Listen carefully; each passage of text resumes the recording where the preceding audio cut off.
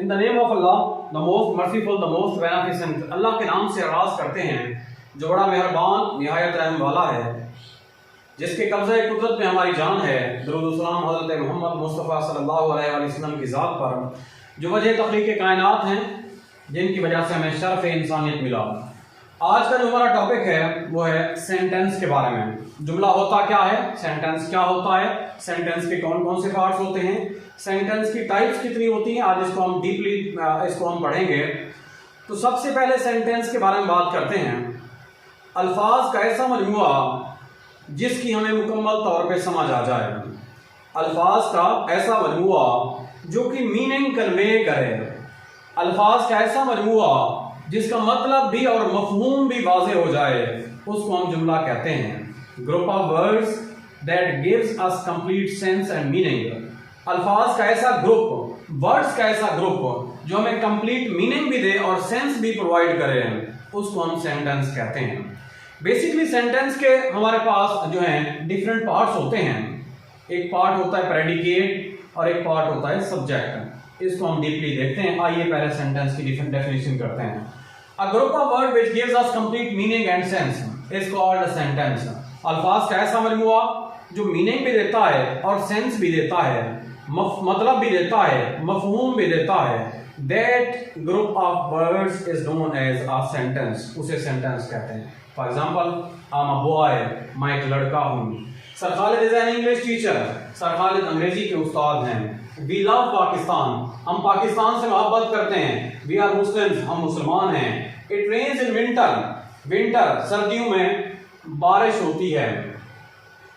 तो आगे हमारे पास डिफरेंट पार्ट्स ऑफ सेंटेंस हैं। बेसिकली यहाँ पर दो पार्ट्स के बारे में जिक्र किया गया है। एक को हम प्रेडिकेट कहते हैं और दूसरे को हम सब्जेक्ट कहते हैं। सब्जेक्ट क्या है, प्रेडिकेट क्या है? जुमले का वो हिस्सा जिसके बारे में हमें खबर दी जाती है। जुमले का वो हिस्सा जो कुछ करता है, that is known as doer of an action. किसी भी काम को करने वाला जिसके बारे में जुमला खबर देता है, उसको हम सब्जेक्ट कहते हैं। For example, mister Tariq teach us biology in good way.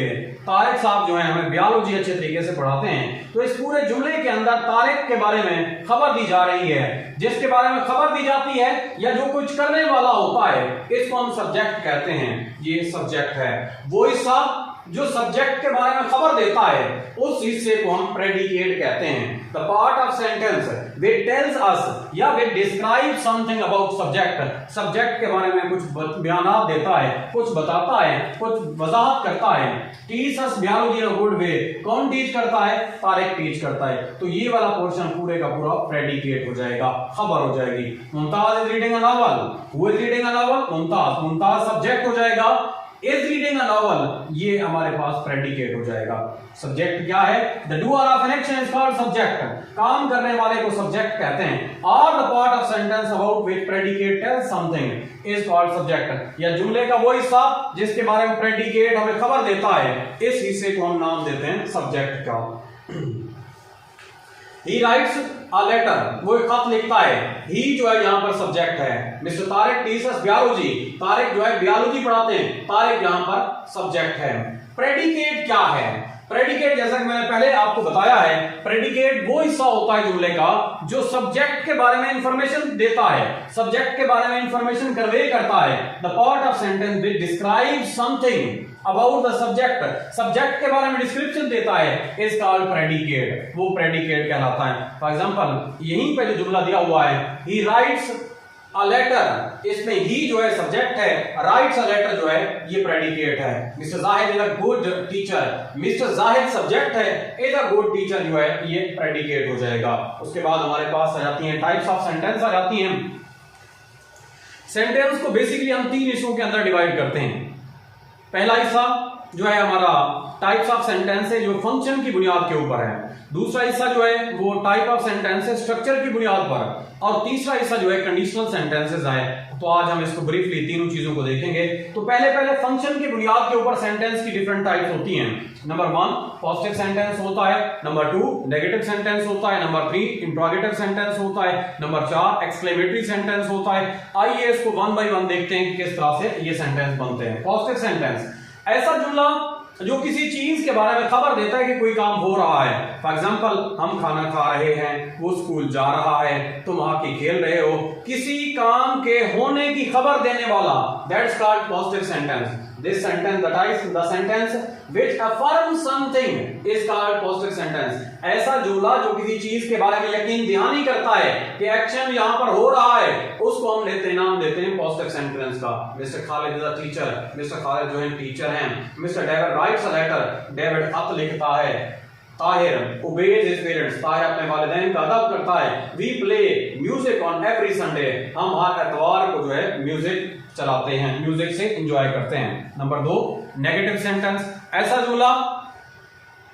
जुमला जो किसी वर्ब को निगेट करता है। नेगेटिव का मीनिंग क्या होता है? नेगेटिव का मीनिंग ये होता है कि ऐसा किसी एक्शन को निगेट करने का नाम जो है नेगेटिव होता है। तो इसमें नेगेटिव सेंटेंस के अंदर किसी एक्शन को निगेट किया जाता है। The sentence which negate something is called negative sentence. Khalid is not a teacher, Khalid teacher नहीं है। David does not write a letter, David खत नहीं लिखता। We do not like to fight, हम लड़ना पसंद नहीं करते। इंट्रोगेटिव सेंटेंस, ऐसा जुमला जो सवाल पूछता है।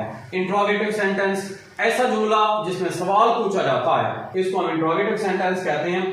The sentence which enquires about something, जो किसी चीज के बारे में पूछता है।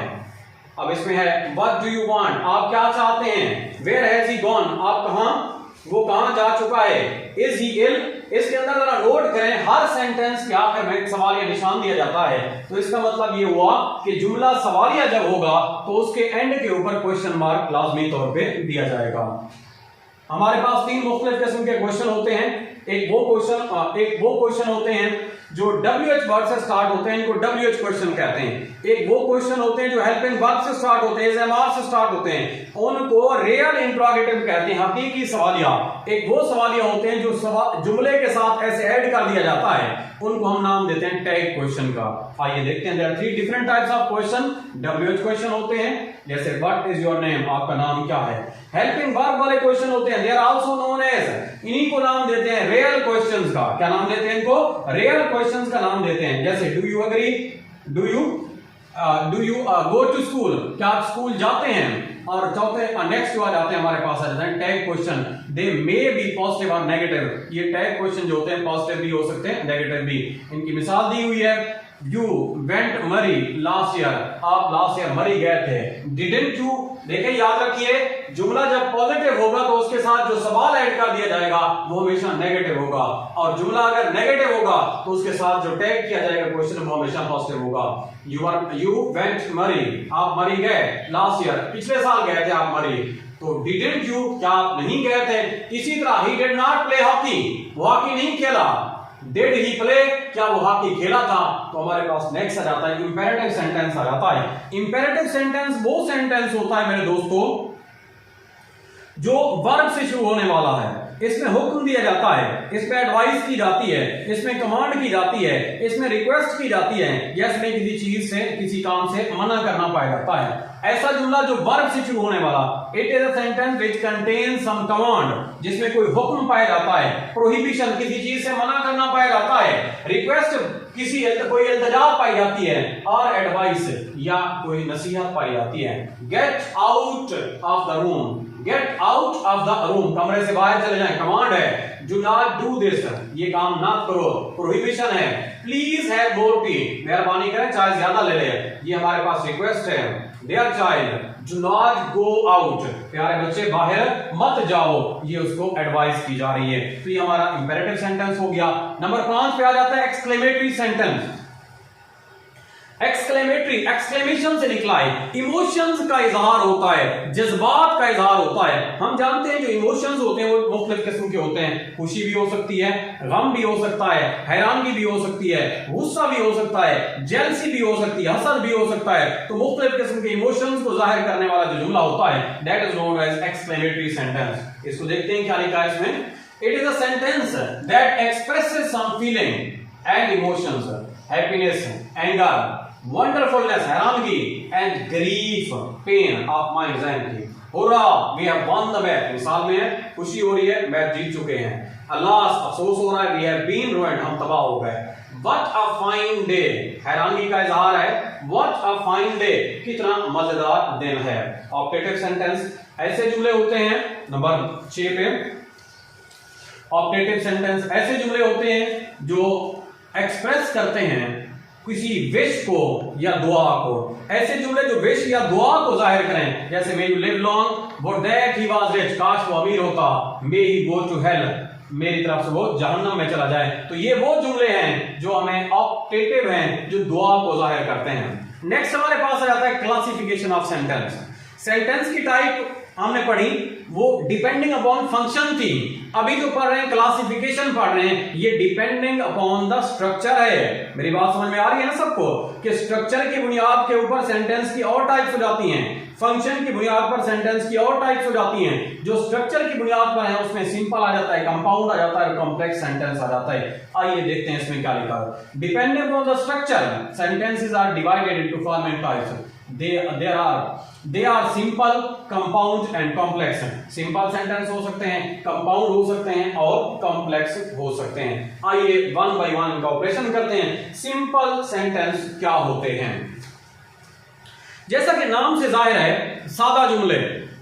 सिंपल सेंटेंस नाम से जाहिर है, सादा जुमले, ऐसे जुमले जिसमें एक सोच बयान की जाती है, एक ही क्लॉज होती है, वो प्रिंसिपल क्लॉज होती है या मेन क्लॉज होती है, इसमें कोई दूसरी क्लॉज नहीं पाई जाती। इन जुमलों को हम नाम देते हैं सिंपल सेंटेंसेस का। If a sentence expresses single thought, एक सोच बयान की जाए, it is called simple sentence.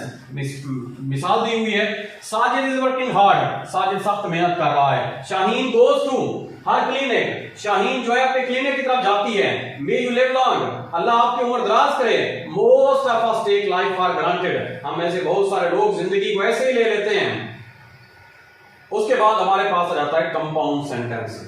Compound sentence क्या है मेरे दोस्तों, जरा तवज्जो के साथ इसको देखना है, क्योंकि आपके 9th के अंदर, आपके 10th के अंदर इसमें से एक मारूजी लाजमी तौर पे आती है। आपके फर्स्ट ईयर और सेकंड ईयर के अंदर भी ये जुमले जो है बहुत इंपॉर्टेंट हैं। कंपाउंड सेंटेंस, कंपाउंड ये बेसिकली केमिकल टर्म है, केमिस्ट्री के अंदर इस्तेमाल होती है। इसमें होता क्या है, दो या दो से ज्यादा एलिमेंट्स आपस में मिलते हैं, दो या दो से ज्यादा एलिमेंट्स आपस में मिलते हैं बाहम कीमियाई निस्बत के साथ, और वो कंपाउंड बना देते हैं। दो चीजों के मिलाप से बनने वाली है। कंपाउंड के अंदर भी ऐसे ही होता है, इस कंपाउंड सेंटेंस के अंदर भी ऐसे ही होता है। दो इंडिपेंडेंट क्लॉजेस को मिलाया जाता है आपस में, एक क्लॉज को दूसरी क्लॉज के साथ ऐसे अटैच कर दिया जाता है। लेकिन जब अटैच किया जाता है तो कोऑर्डिनेट कंजंक्शन के जरिए अटैच किया जाता है। कंजंक्शन क्या है, इसकी डिफरेंट टाइप्स कौन कौन सी हैं, ये हम कंजंक्शन वाले टॉपिक के अंदर मौजूद है। आप अगर उसको देखना चाहें तो लाजमी तौर पे क्लिक कीजिए, लिस्ट में मौजूद है, आप कंजंक्शन को देख सकते हैं। कोऑर्डिनेट कंजंक्शन के जरिए इनको जोड़ा जाता है। दो इक्वल रैंक ऑफ सेंटेंसेस, ऐसे जुमले जो दोनों इंडिपेंडेंट होते हैं, एक जुमला दूसरे जुमले पर डिपेंड नहीं करता, इसको हम नाम देते हैं किसका, कंपाउंड सेंटेंस का। If a sentence expresses more than one thought, दो या दो से ज्यादा, has one principal clause and one or more coordinate clause, एक principal clause है, दूसरी coordinate clauses हैं, called compound sentence, इनको compound sentence कहते हैं। मैंने यहां पर इन दोनों को जोड़ा जाता है कंजंक्शन के जरिए, और कंजंक्शन का यहां पर फार्मूला बता दिया है, फैन बॉयज। एफ को फार कहते हैं, ए एंड स्टार्ट होता है, एन से नॉर स्टार्ट होता है, बॉय बट स्टार्ट होता है, ओ से हमारे पास जो है और स्टार्ट होता है, वाई से हमारे पास जो है येट स्टार्ट होता है, और एस से हमारे पास सो स्टार्ट होता है। तो ये वो सेंटेंस हैं जो ये वो अपना कंजंक्शंस हैं जो कोऑर्डिनेट कंजंक्शंस हैं। इनके साथ जब भी किसी जुमले को इस्तेमाल किया जाता है तो वो जुमला हमारे पास कंपाउंड सेंटेंस बन जाता है। आप इन्हीं कोऑर्डिनेट कंजंक्शन को याद कर लें, फैन बॉयज को याद कर लें, तो हमारे पास कंपाउंड और कॉम्प्लेक्स में डिफरेंस हमें क्लियर हो जाएगा। नेक्स्ट हमारे पास है इसके जो स्ट्रक्चर है, इसमें बनावट दी हुई है, इसकी बनावट को देखते हैं। इसमें जो है पहले हमारे पास प्रिंसिपल क्लॉज आती है, फिर कोऑर्डिनेट क्लॉज आती है, दोनों को जोड़ा जाता है कोऑर्डिनेट कंजंक्शन के साथ। I called him but he did not reply. Dogs bark and cocks crow, but lion roar, but lion roar. इसमें थोड़ा सा इसको देख लेते हैं, थोड़ी सी मिस्टेक है, चलने दो।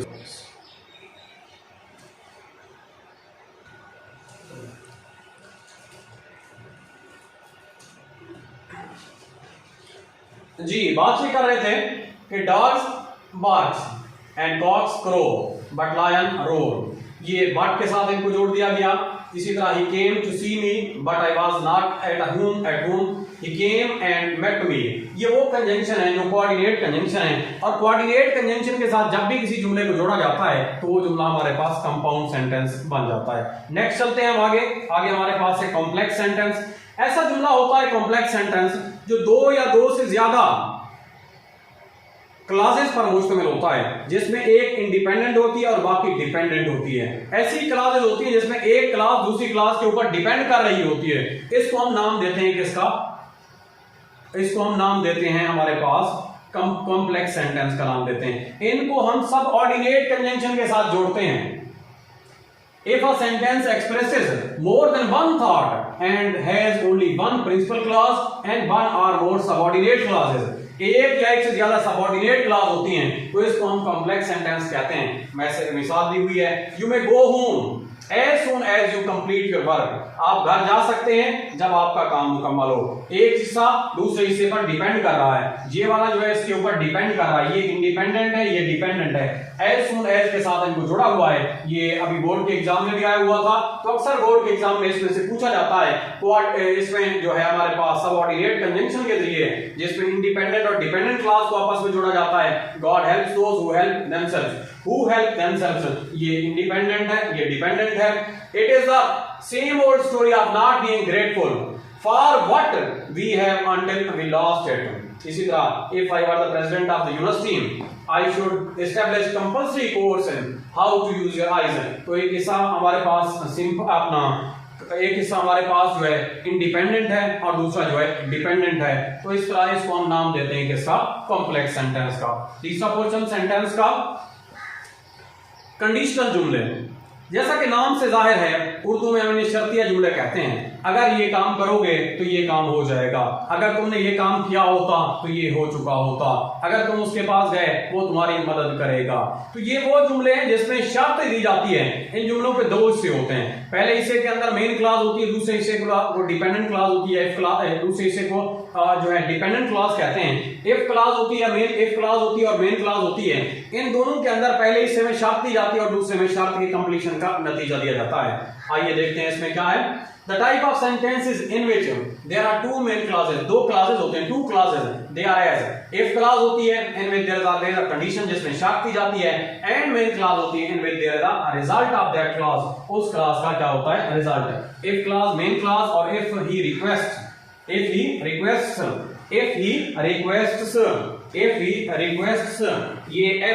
requests है अगर वो रिक्वेस्ट करता है I will help, तो ये हमारे पास जुमला हो जाता है कंडीशनल जुमला।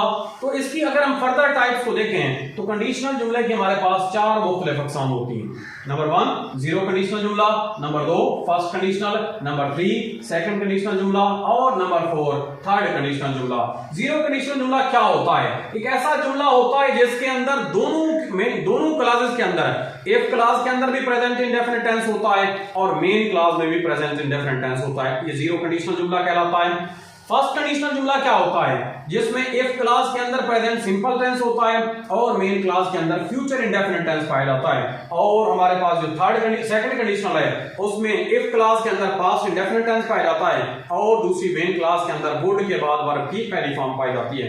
और जो थर्ड कंडीशनल जुमला होता है उसमें इफ क्लास के अंदर पास्ट परफेक्ट टेंस पाया जाता है और जो मेन क्लास होती है उसके अंदर वुड है के साथ वर्ब की थर्ड फॉर्म पाई जाती है। आइए देखते हैं इसको zero condition. The type of condition which are used to describe truth present indefinite tense is used in both classes। सच को जाहिर करने के लिए इस्तेमाल होते हैं, सच्चाई जाहिर करने के लिए इन दोनों क्लासेस के अंदर प्रेजेंट इंडेफिनिट टेंस इस्तेमाल करते हैं। आइए इसकी मिसालें देखते हैं जी। इफ क्लॉज है if plus present simple tense और मेन क्लास में प्रेजेंट सिंपल टेंस आ जाएगा। इफ यू आर हेल्दी, अगर आप सेहतमंद हैं, नथिंग इज लॉस्ट, कुछ भी नुकसान नहीं हुआ। इफ यू फ्रीज समथिंग, अगर हम किसी चीज को जमा देंगे, इट डज नॉट डिके, ये खराब नहीं होगी। If you work in a collaboration, अगर टीम में काम करेंगे, वी मेक रैपिड प्रोग्रेस, हम जल्द अज जल्द तरक्की कर लेंगे। आइए हम सेकंड कंडीशनल जुमले की तरफ फर्स्ट कंडीशनल जुमले की तरफ जाते हैं। बेसिकली इसके अंदर मैं जो कॉन्सेप्ट वाली बात है आपको बता दूं कि फर्स्ट कंडीशनल जुमले वो जुमले होते हैं जिनमें किसी काम के, किसी एक्शन के परफॉर्म होने के चांसेस जो होते हैं मोर देन 90% मौजूद होते हैं। Possibility of action is there, इसलिए इसको हम नाम देते हैं कि first conditional. The sentence is used to describe a condition which is possible, जो पॉसिबल कंडीशन होती है। We use present simple tense in if clause and future simple tense in main clause. If clause के अंदर present simple tense और main clause के अंदर future simple tense. This condition, in this condition there are maximum chances for the completion of an action। Action के complete होने के chances जो है मैक्सिमम होते हैं। इसकी बनावट देखते हैं, इसमें क्या लिखा हुआ है। इफ क्लास के अंदर subject plus first form of verb और एस और एस का इजाफा होगा और मेन क्लास में विल और शैल के बाद वर्ब की पहली फॉर्म आएगी। If he works hard he will pass the exam. अगर वो मेहनत करेगा वो इम्तिहान पास कर लेगा। इफ यू ईट एक्सेसिवली, अगर ज्यादा खाओगे यू विल बी इल, तुम बीमार पड़ जाओगे। तो हमारे पास दूसरी कंडीशन है जिसको हम दूसरा जुमला है, तीसरी टाइप हो जाएगी सेकंड कंडीशनल जुमला। ये वो जुमले होते हैं जिनकी पहले हिस्से के अंदर पास्ट इंडेफिनिट टेंस पाया जाता है और इसकी मेन क्लास के अंदर जो है वुड के बाद वर्ब की पहली फॉर्म आती है। और इस जुमलों के अंदर काम के जो चांसेस होते हैं, काम के चांसेस जो हैं तकरीबन 70% होते हैं। आइए देखते हैं। The type of conditional sentences which describe a condition that is almost impossible or that may complete hardly complete, बहुत मुश्किल से तकरीबन नामुमकिन के करीब होती हैं। We use past indefinite tense in clause, in if clause के अंदर past indefinite tense इस्तेमाल करते हैं और would के साथ verb की पहली फॉर्म मेन क्लास के अंदर। आइए इसका स्ट्रक्चर देखते हैं। if सब्जेक्ट और हमारे पास वर्ब की सेकंड फॉर्म है, second form of verb I हुई है। सब्जेक्ट वुड के साथ वर्ब की पहली form. If he ask me, अगर उसने मुझे कहा आई वुड हेल्प हिम, मैं उसकी मदद करूंगा। अगर उसने मुझे कहा मैं उसकी मदद कर दूंगा। If you prove your worth, अगर तुमने अपनी हकीकत, अपनी अच्छाई साबित कर दी, you would win her favour, तुम उसकी फेवर जीत जाओगे। नोट, इस कंडीशन के अंदर there are little chances for the completion of task, इन कंप्लीशन ऑफ टास्क के चांसेस जो होते हैं बहुत ही कम होते हैं। आखिरी हमारे पास है थर्ड कंडीशनल सेंटेंस। ये वो सेंटेंस होते हैं जिनको हम नाम देते हैं अनरियल पास्ट का। किसका नाम देते हैं?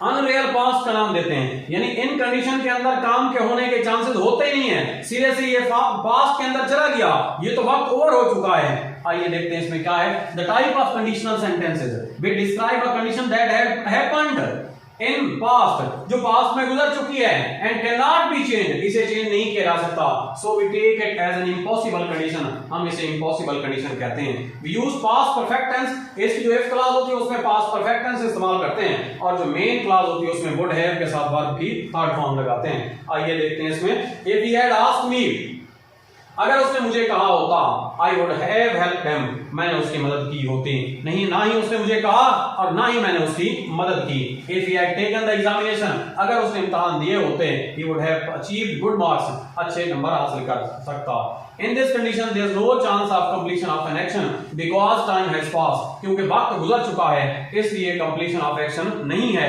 तो ये जुमला था, जुमले की टाइप्स थी, जुमले के पार्ट्स थे।